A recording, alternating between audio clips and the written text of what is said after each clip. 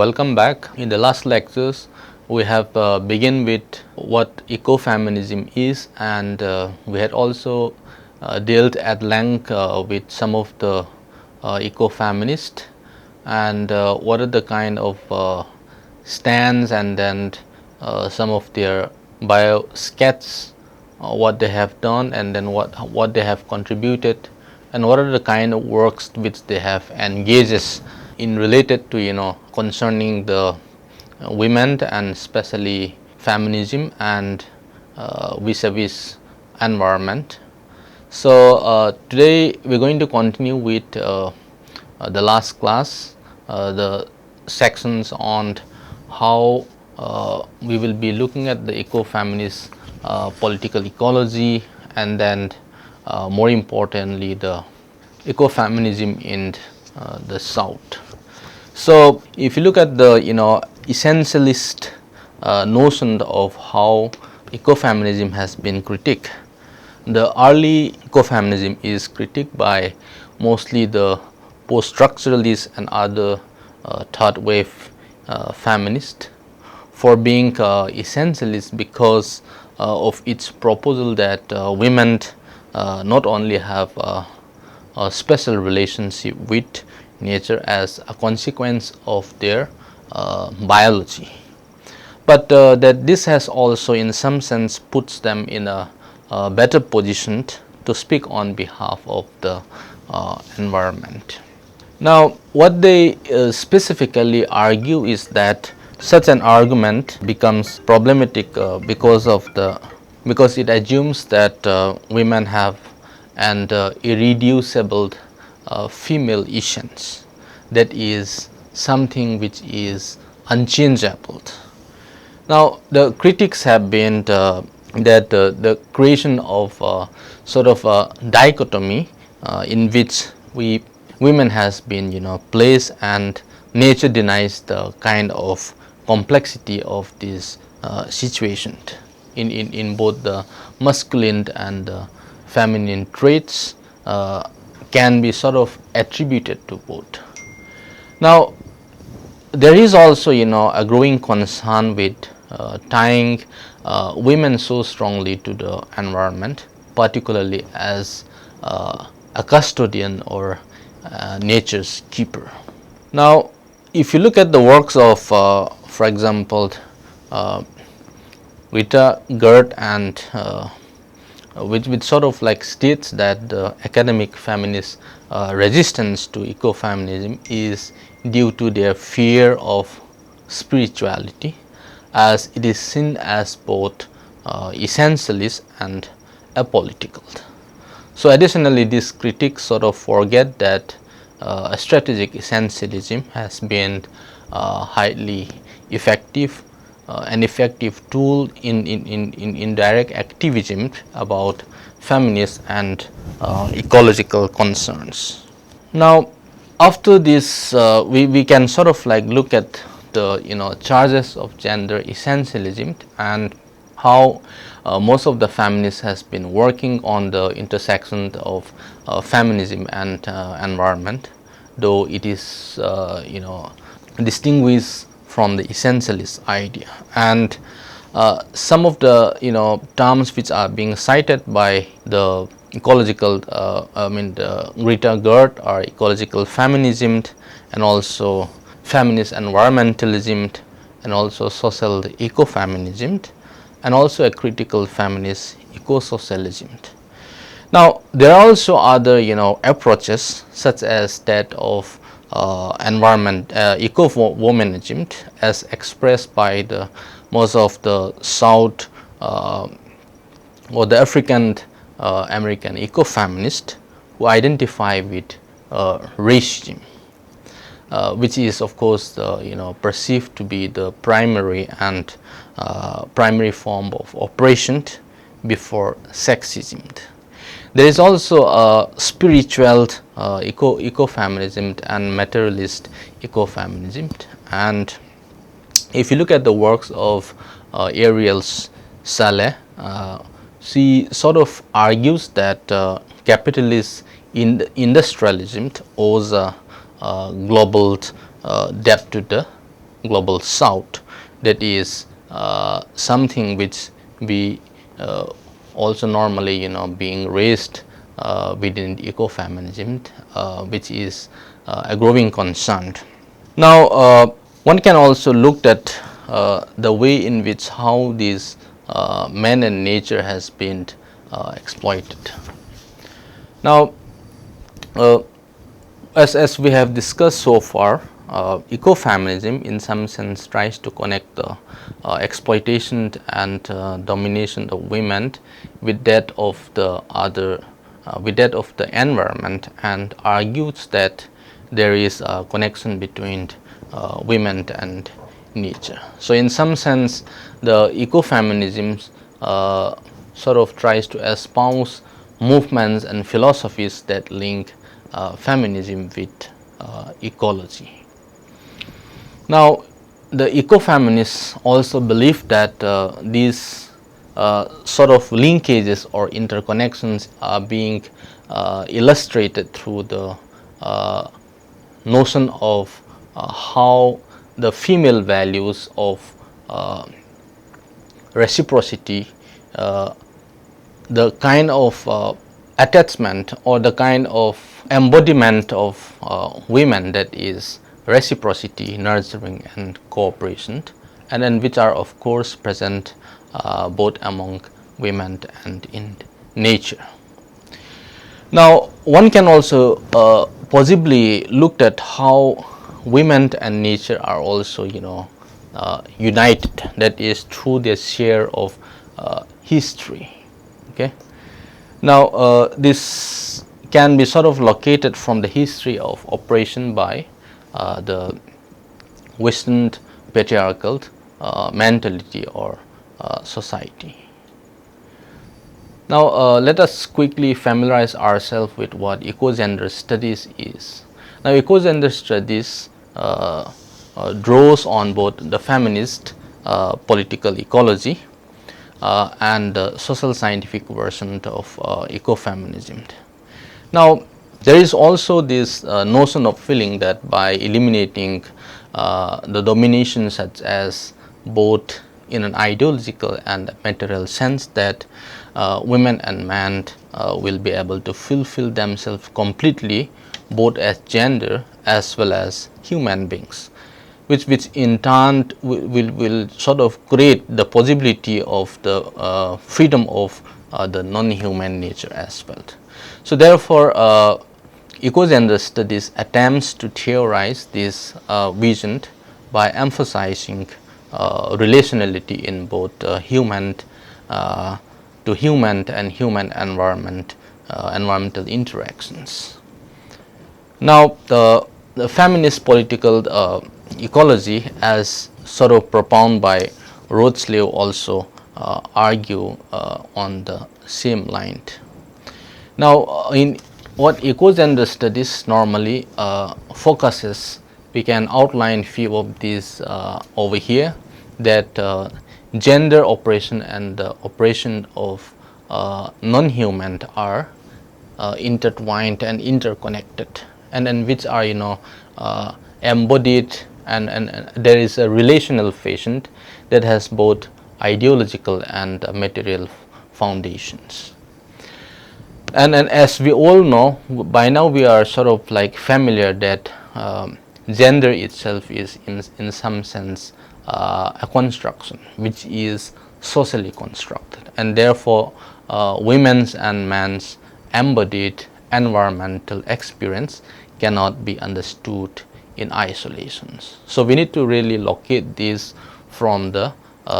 socio-cultural background, and it has to be unearthed from that particular context. So this embodied connection is not simply based on gender, but it is also historically situated, and it is pretty much socially complex in nature. And therefore by acknowledging this fact, that is the complexity of interactions between gender and environment, ecogender studies acknowledge the interactions as shaped and constrained by other patterns of operations such as those along the racial, ethnic, class and other areas. Again, the ecogender studies does not necessarily claim that women are essentially close to nature. Rather, it espoused that it is not possible to understand the ecologically destructive consequences of dominant trends in human development without understanding the pretty much gender character. So therefore, ecogender studies in a sense explores the dialogic character, that is the relationally of gender, society and environment, which sort of leads to a focus of the patterns of operation that constrain these interactions. Now, at this point, it is also important for us to familiarize ourselves and inform ourselves the structures of dominations and dominations of nature, right? Now, some eco-feminist and ecological feminist philosophies, which propounded by philosophers such as the works of Griffin, Merchant and Plumwood, they have in some sense argued that the historical and causal link between the domination of women and of nature are located in conceptual structures of domination, that is in the way in which women and nature have been conceptualized, particularly from the viewpoint of the Western intellectual tradition. Now, therefore, this process of twin dominations of women and nature in some sense can be contextualized as a dual a value dualism, that is which is considered to be a disjunctive pairs in which there is an oppositional and exclusive and value hierarchies. Now, one of the important roles of feminism and environmental ethics is that they sort of attempts to expose and dismantle this dualism, that is between women and nature or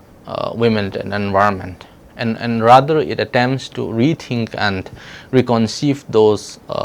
mainstay philosophical notions based on reasons, rationality, knowledge, objectivity, that is primarily some of the main concern which they have raised. Now, again, many of our social and cultural idea or notion of these oppressive patriarchal frameworks in some sense are based on this idea of domination, that is, for example, racism or maybe classicism or maybe sexism. And at that point, like, we can also add naturism as well, which is considered to be pretty much unjustified and which is based on the idea of domination of the non-human or nature. Again, we can also sort of like critically looked at how the domination of nature is being based, and then it also goes beyond the mere idea or rejection of these ecological crisis, and one has to actually reveal a connection between the non-human nature and social domination as well as the psychological domination. So many of these eco-feminist philosophers argue that as nature comes to be viewed as nothing more than the material for example human domination, we develop an anthropocentric view in which we see ourselves as the measure of all things. So we sort of like tries to distance ourselves. Anthropocentric view is nothing but we sort of usually place human being above all things. So therefore, it goes against the idea of this biocentric. So therefore, with this kind of attitude, ultimately nature becomes the external other. So which means it is nothing but which is perceived to be merely the stuff of the domination. Now if we see this from the Marxian perspective, one can also bring in this Marx critique of this capitalist exploitation, which is renewed and extended in a critique of the domination of nature, that sort of attempts to uncover the psychic and social basis of the solidification of the repressive society. Now the dominations of nature in some sense is shown to entail a kind of social and psychic consequences that result in ecological crisis, the patriarchal domination, and also the repressive political forms in both the capitalist and the socialist societies. Now one of the instrumental reasons is revealed as one of the specific form of reason through which nature is being mastered, which means nature needs to be appropriated, and we need to have that mastery over the nature. Now let's quickly have a look at what feminist political ecology espouse, and what exactly is a feminist political ecology. Now before going on to the feminist political ecology, let's try to familiarize ourselves with the concept what political ecology is. Now political ecology in some sense deals with the questions of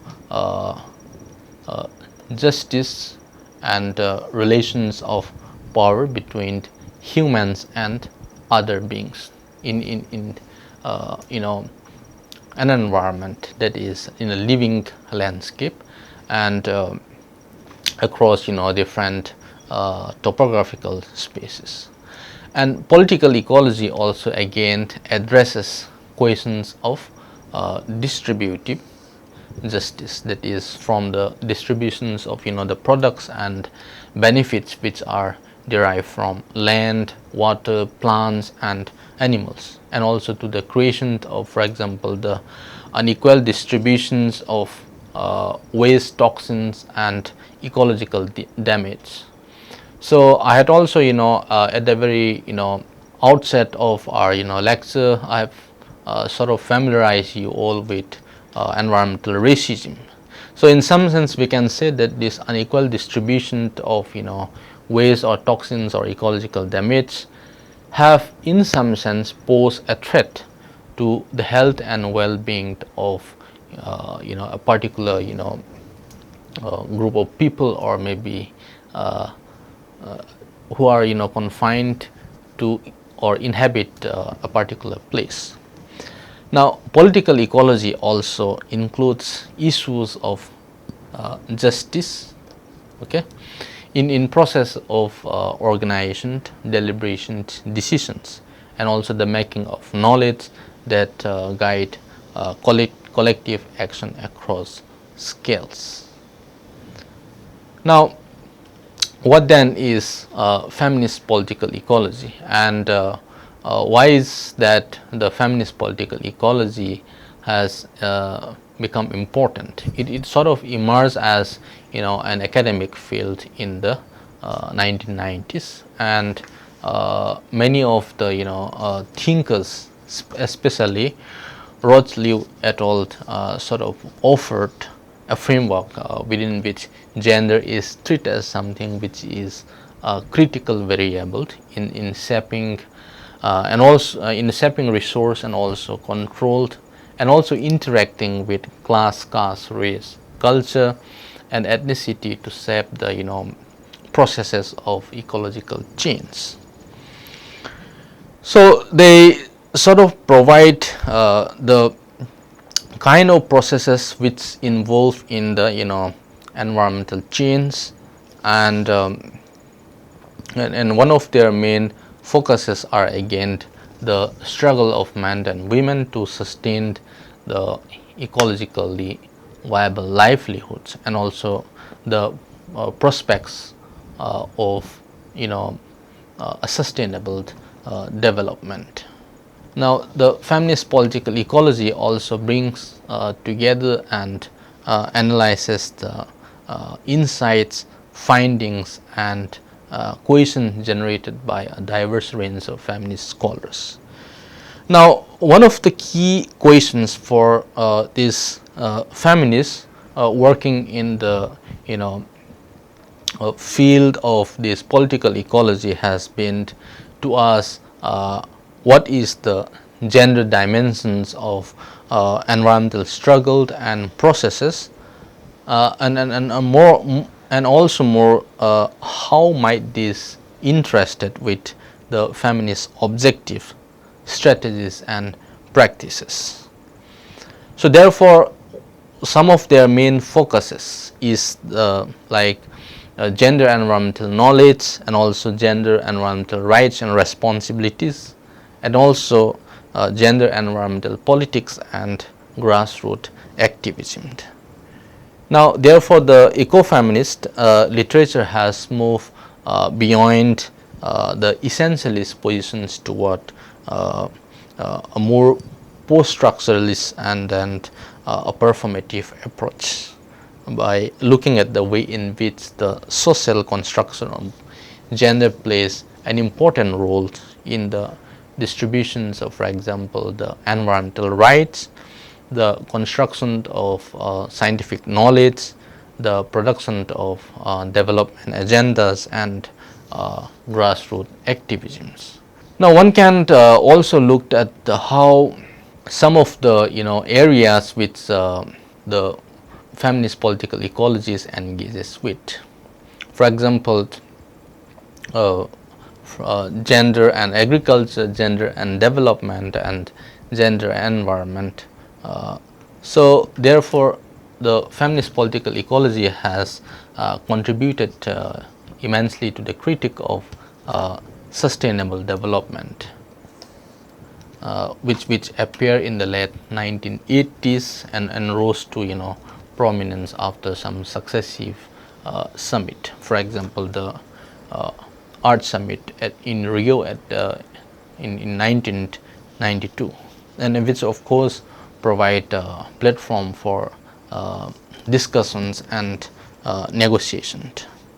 Now, the FPE also in some sense shaped the academic work on political ecology, and then it has also led to the questions of not just sustainable development but also a critique of conservation. So therefore, in some sense, beginning from the 1990s, and the FPE also is seen to be something which pose a critique to the corporate and the state driven sustainable development. Now, one very important point at this stage is that the feminist political ecology tends to treat women as both participants and partners, okay, being participants and partners in environmental preservation,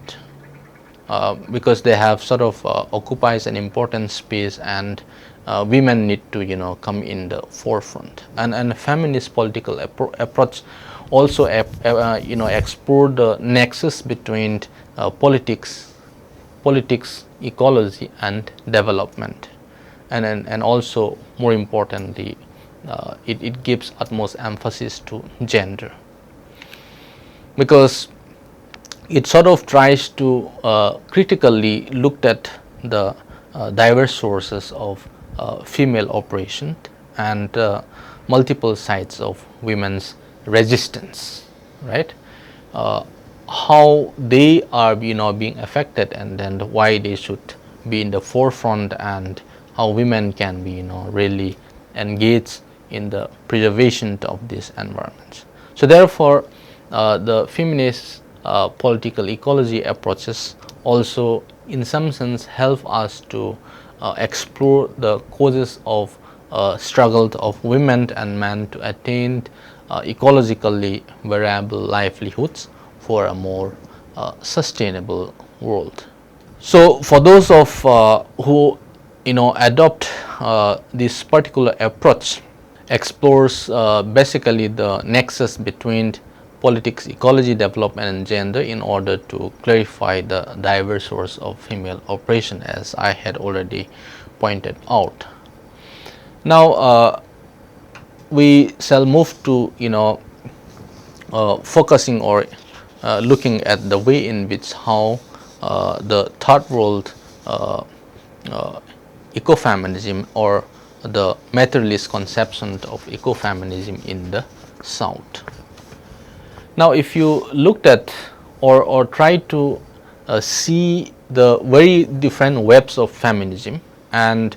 also try to measure or differentiate between the ecofeminism in the North and South, you can actually see the differences in terms of their focuses and priorities. Now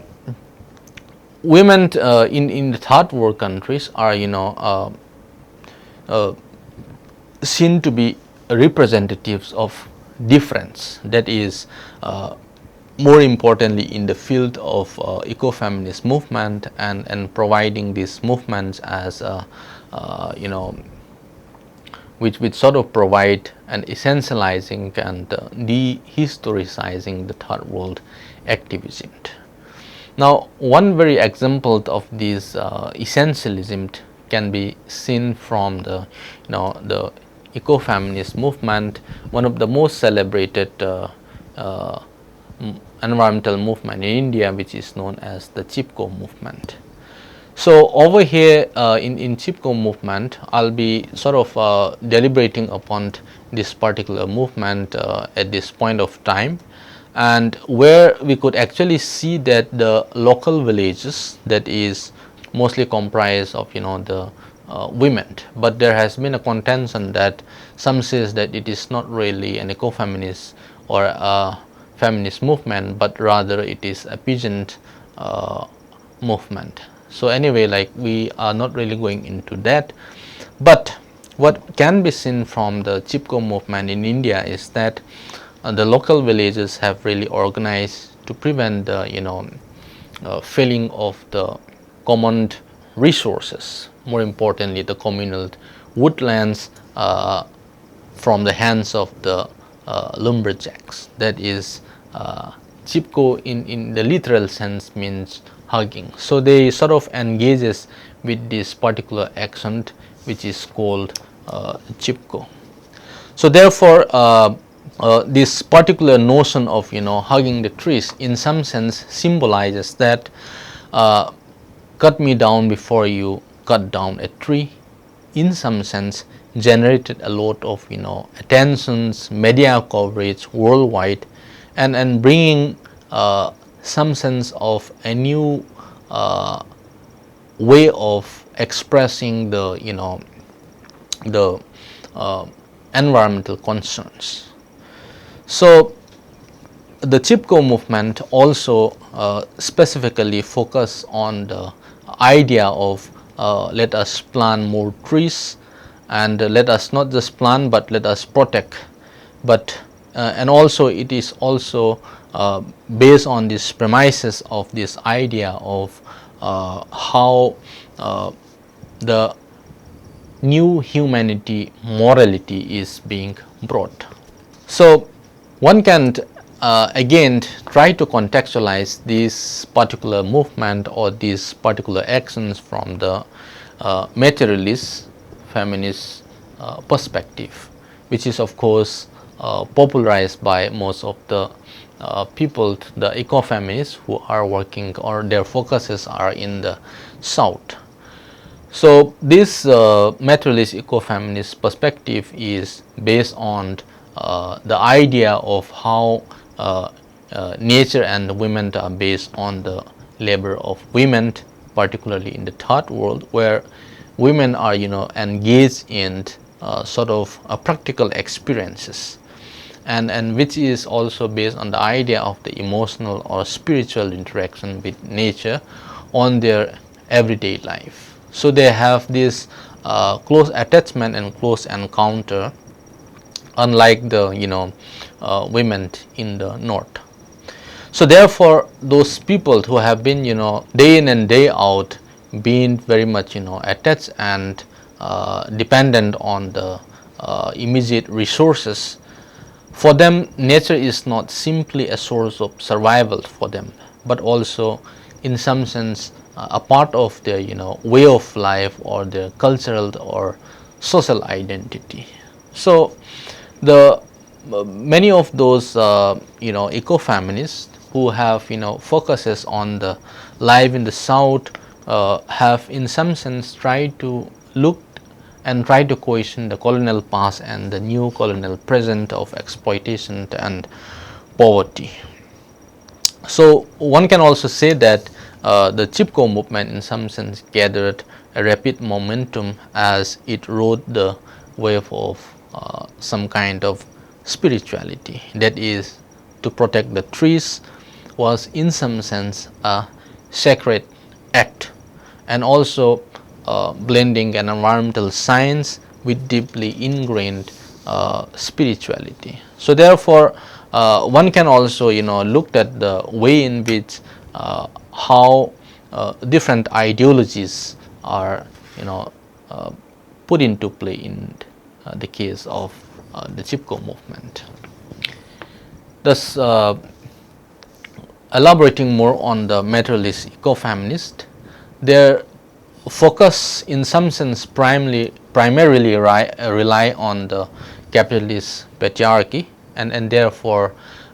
they sort of engage in highlighting the devastating impact of the capitalist structures on nature, and their focuses on the lives and livelihoods of the poor women across the planet. So the fundamental contributions of this materialist ecofeminism is that it sort of tries to engage and deal with the the feminist social justice sort of cannot be achieved without addressing the environmental issues in the South. So therefore there is an urgent need to bring in the idea of social justice vis-a-vis the environmental issues. So therefore it is interesting to see that the materialist ecofeminists brought out an important issues, or something which is different from the earlier ecofeminist. So therefore materialist ecofeminist is based on a simple yet entirely practical idea of environmentalism of the poor, which I have already discussed at length in our previous classes, which is propounded by the term popularized by Martinez and Martinez Allaire. Now at this point it is also important to see that what are these women in the South or the third world are usually involved. Now most of the women or in the third world are actually involved in a subsistence, okay, which sort of provides roles, and much of their maternal and reproductive roles does not conform necessarily to the instrumental rationality of the neoliberal economy. Again, a materialist ecofeminism further elaborates on this by showing exactly how women fulfill this subsistence providing role through their direct interaction with nature. Okay, they have a direct interaction with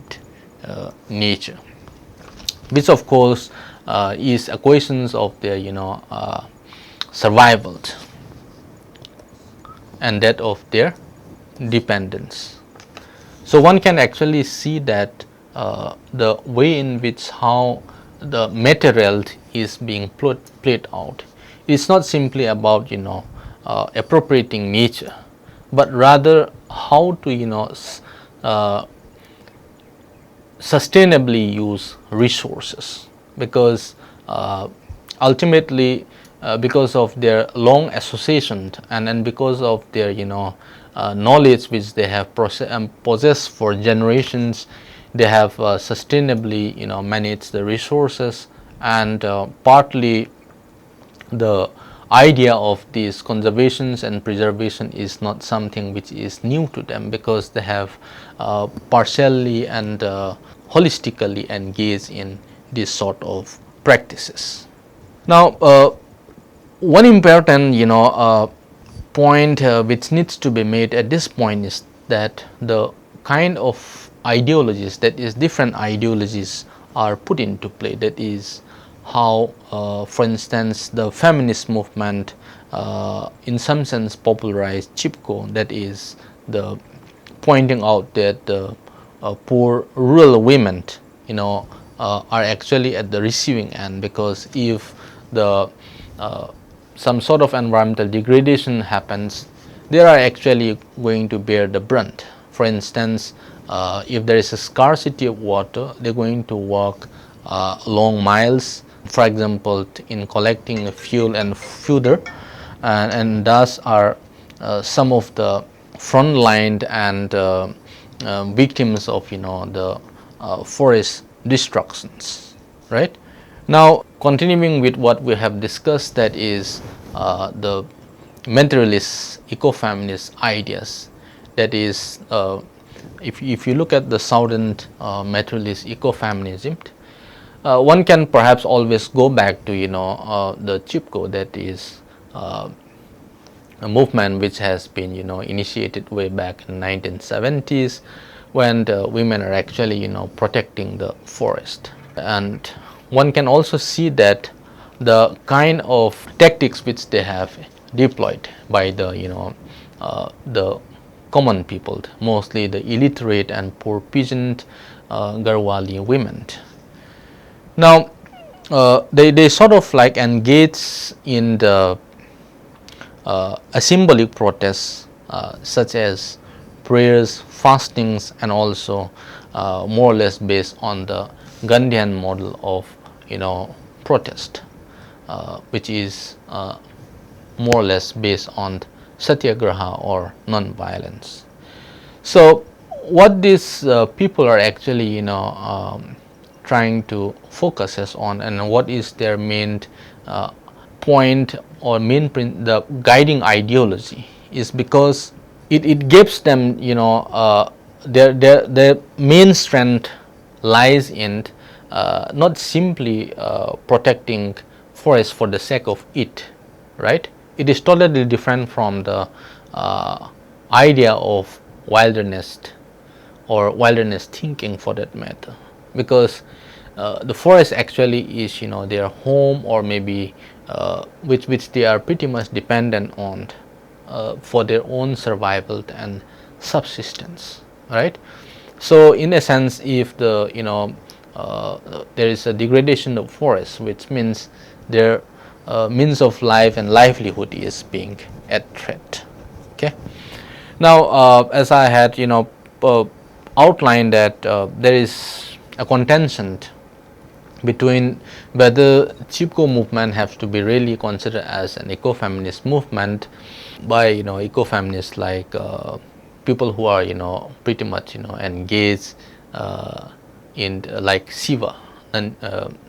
whereas on the other hand there are also people who sort of like attempts to label or characterize the Chipko as simply as a peasant movement rather than as an ecofeminist one. So far what we have learned or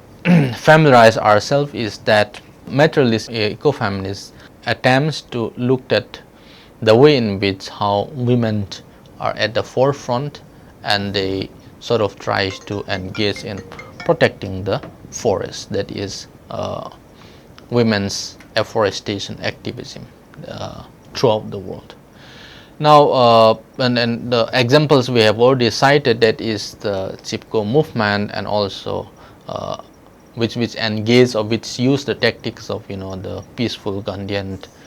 protests of engaging in hugging trees and so on and so forth. Now, a number of scholars have actually looked at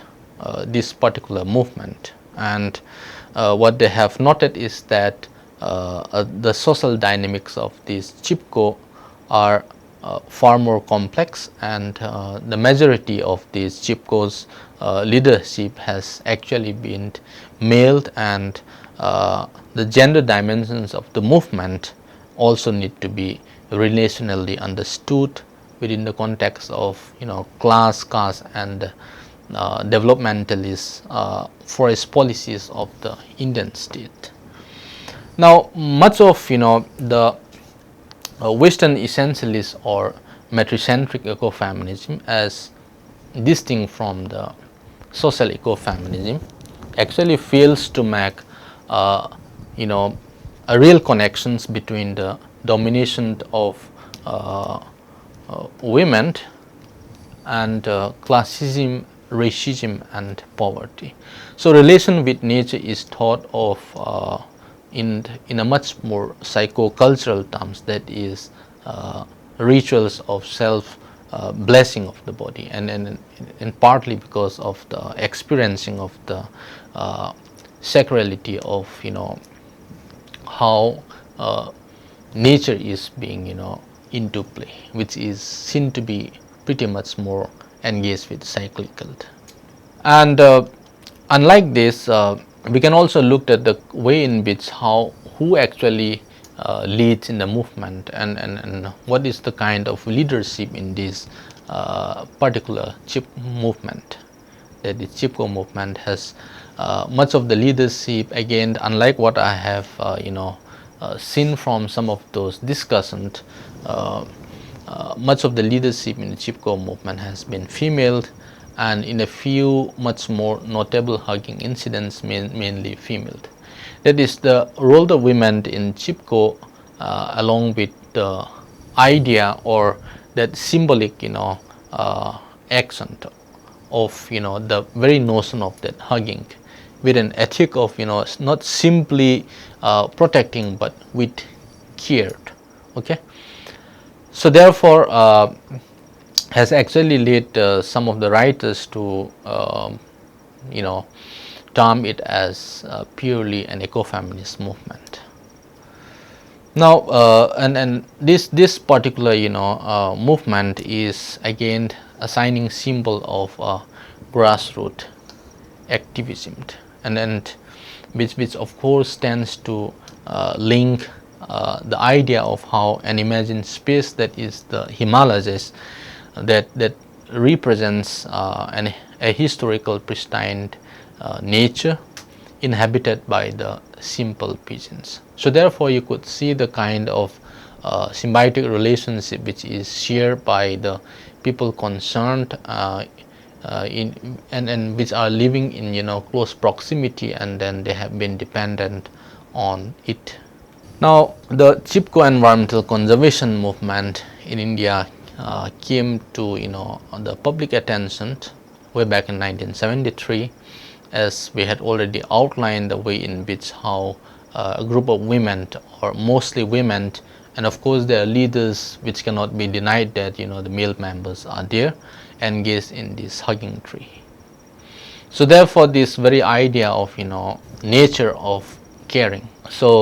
has actually led to a wider attention, and the way in which how the women actually have came to the forefront. So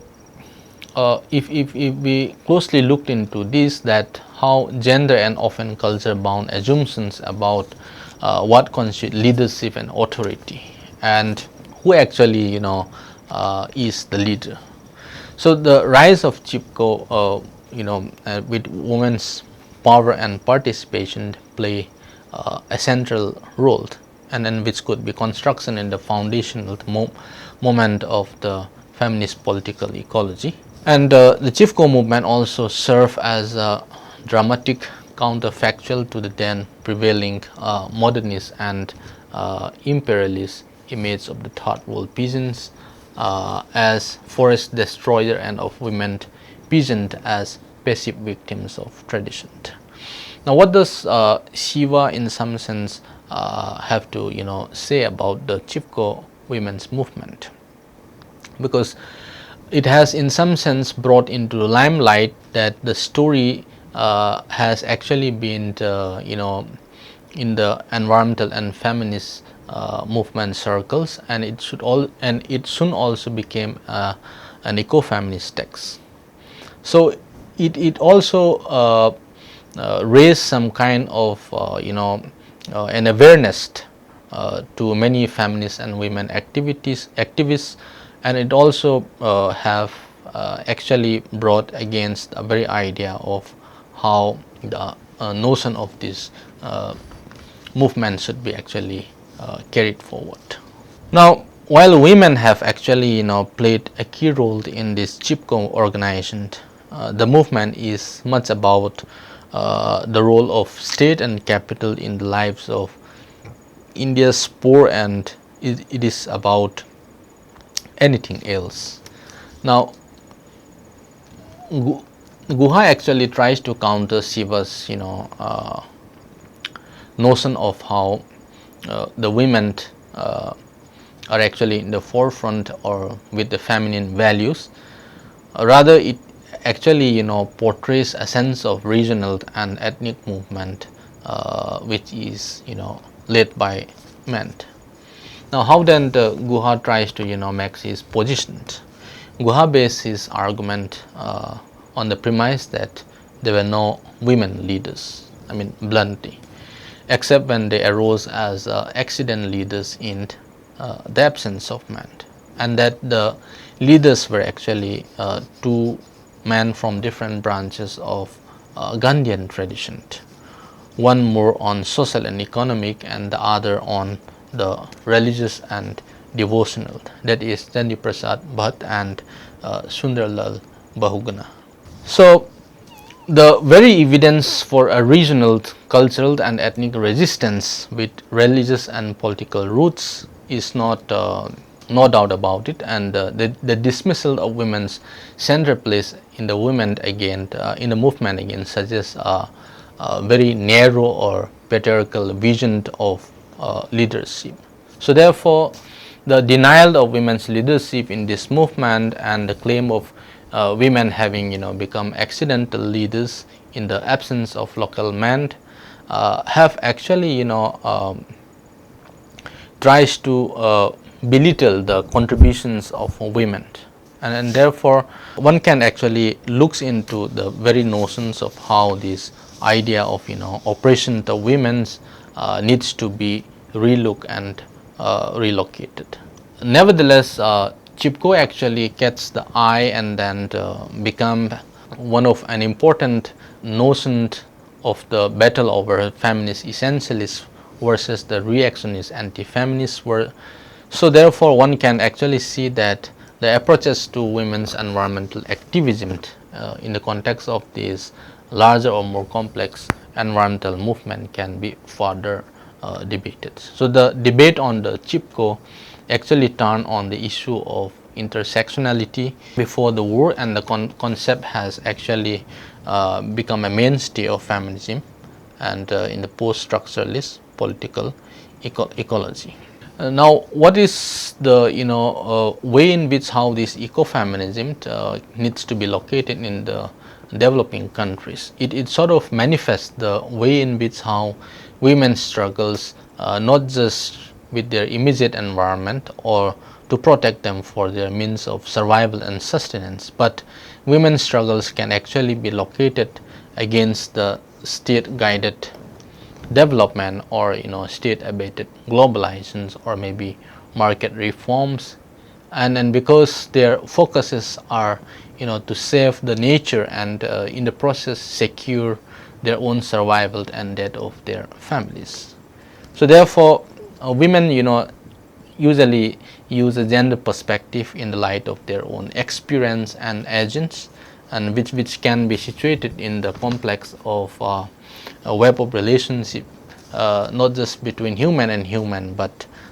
between humans and non-humans. So it is also in some sense good to locate and then have a critical look at what ecofeminism really delves into. As we have discussed so far, ecofeminism is founded on the basic institution that there is a fundamental connection between in connection in Western culture and in the patriarchal culture generally, between the dominations of women and domination of women on the one hand and domination of nature on the other hand. Now, among the Western ecofeminists, this connection between the environment of connection between domination of women and domination of nature is generally made because first it is on the symbolic level, and one tends to charge out that patriarchal culture has defined women as being close to or closer to nature, and which of course is a very essentialist ideas. So the second level of the ecofeminist analysis goes beneath the cultural symbolic level and rather explores the socio-economic underpinnings of how the domination of women's bodies and women's work interconnects with the exploitations of land, waters and animals. So this particular socio-economic form of economic analysis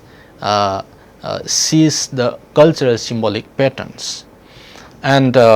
one line of thought which we can highlight at this point of time is that the women nature connection as a social ideology which is constructed by the patriarchal culture in some sense justifies the ownership and use of both women and natural world as something which can be owned, that is, as a property. So this critique of the women nature as a patriarchal cultural construction can be used to be a separate to both men and women as human who are sort of more alike from the rest of nature. So ecofeminists in that pursuit sees the separations of women from men by patterns of cultural dualisms of mind body and the dominant subordinate thinking and the identifications of the lower half of dualism. And ecofeminism again is also about deconstructing this dualism both in regard to women and in regard to nature. So some of the basic insights of ecofeminism, as we have already pointed out, is that the conceptions of nature and of women have been linked, and the earth is considered as female and female as art or animal like. So therefore there has been a constant devaluations and abuse of nature and women. So one can also see that many women actually remained unsatisfied with the limits of, for example, the ecofeminist movement, and then one of the particular concern was how the failure of women in developed countries actually acknowledge the way in which their own lifestyle were actually leading to the degradations of their counterparts in less developed countries. So one can actually sort of highlight that ecofeminist scholars often contend that the great plurality of belief within ecofeminism is actually one of the movement's greatest strengths, and which of course talks and espouses about being inclusive. So therefore, one can also possibly overcome all these problems and find out an alternative, and one can also rather focuses on the kind of oppressions that is based on race, class, gender or environment, and in which of course has to be holistically put into together and then fought together. So by saying so, we can sort of sum up our discussions on ecofeminism by saying that the ecofeminist approaches or ecofeminist framework provide us with an epistemological critique where women's indigenous knowledge or maybe their idea of how they are related to the immediate surroundings are actually being marginalized, and then they have actually been facing certain kinds of extinction. So in this course there are also some kind of overlapping while discussing some of the themes, but nevertheless our intention in the last two lectures including today is to locate of how ecofeminism as a concept has to be understood, and then what are the main principles or philosophy which has guided this ecofeminist thinking. So therefore it is also important to see that one must also try to situate the differences of, because ecofeminism is also a part and parcel of these webs of feminist movement. So we are also informed with the idea of how ecofeminism has to be situated, that is in the south and in the north, and one has also tried to see the nuances, the way in which how some of the thinkers, maybe for example scholars who are engaging in the same area, like the Kipgen movement, where Vandana Shiva on the one hand a different opinion, and then Ramchandra Guha has a different opinion. So our idea is not really to engage in this debate or contestation, but to have a much more glimpse of situating a particular issue in a much more holistic sense. So I'll stop here, and we'll continue with the environmental approaches, most importantly the by taking the Marxist perspective or Marxist ecology in the upcoming classes. Thank you for listening.